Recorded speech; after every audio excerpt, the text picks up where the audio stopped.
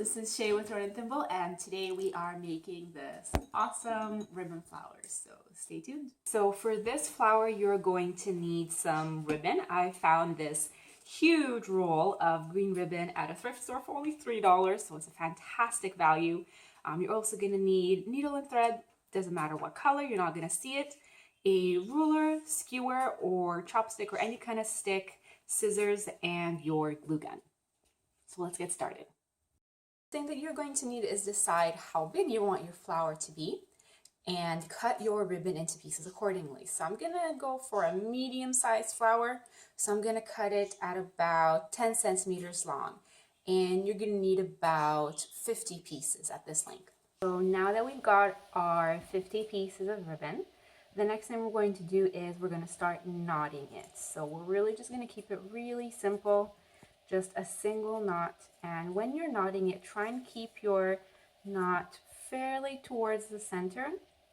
Don't worry too much if your ribbon flips, like there's a shiny side and a dull side. Don't worry too much about that because it's not really going to show at the end. Just try and keep your knot centered and make sure it's there pretty tightly, and you're going to do that with all 50 of these. Right, so just finished knotting our 50th piece of ribbon. And the next thing we're going to be doing is we're going to be sewing these all together.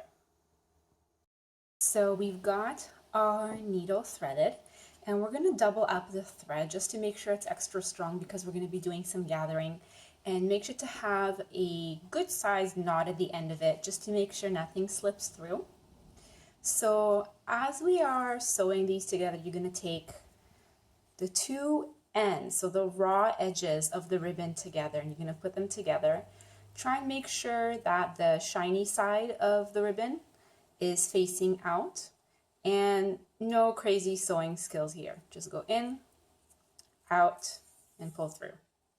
And you're going to do that for all of your ribbons. So again, putting the raw edges together, making sure they line up, go in, out, and pull through. And we're going to repeat that for 30 pieces.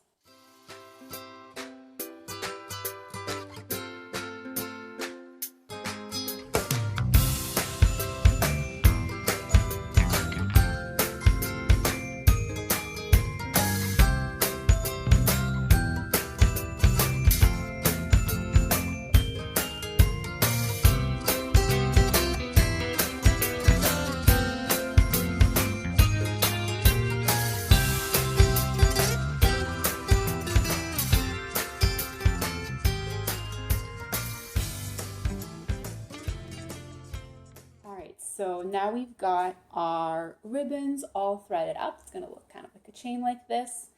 And we're going to tie our ribbon in a knot, just a regular knot for now. We'll be double tying it in a moment and pull all those little pieces of ribbon together to form kind of like a pom-pom or a ball. And you might need to play around with it a little bit just to make sure that all the pieces of ribbon are facing the right way, that they're not being flipped around. So take your time and play around with it. So this is what our flower is looking like right now. It's all kind of bunched together, and I've knotted it a couple of times just to make sure it holds in place, and I'll be cutting my thread. So with your flower, you're going to kind of move it around until you find the center where everything is gathered. We're just going to keep it open like this. And we're going to put that to the side. And we're going to take the rest of our knotted ribbon, and we're going to repeat the same threading process with all of these. And we're going to bunch them together again exactly the same way. So now we've got both the bottom part and the top part of our flower all sewn up and knotted together, and we're getting ready to glue these together. So you've got your glue gun heating up, and we're ready to go. We're going to start with gluing our stick or skewer. You can even use a chopstick for this, or floral wire if you'd prefer to make it repositionable. We're going to start by gluing the stick to the center of the bottom of our bottom flower. So we're going to get our glue gun, Squirt some glue on there. Grab our stick and just hold it in place and wait for it to dry. Now with our top of our flower, we're going to expose that center part, and we're going to cover this part with some hot glue, and it's going to go right in the center here. Just kind of squish it down, make sure the glue comes in contact with a couple of different areas, and wait for it to cool down. So here's a flower that we just made. This is the one using 10 centimeter long pieces of ribbon. I've got another one here that I made using 12 centimeter long pieces of ribbon, and you can tell that even 2 centimeters difference makes a big difference in the size that it ends up being.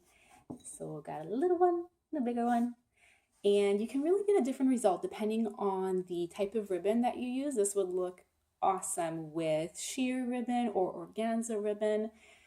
You can go for a more realistic look with a little bit of thicker ribbon. I'm using ribbon that's 1.5 centimeters wide. And if you're going for a more whimsical look, you can use printed ribbon. Polka dots or stripes would look awesome, really playful and really nice for like a kid's birthday party or something, or even as a gift bow. So I really hope you give this DIY a try, and let me know in the comments below what you think and what other types of flowers you'd like to see. I've got a couple more waiting here, and I'll be doing tutorials on all of them. So thanks so much for watching. I'll see you guys later.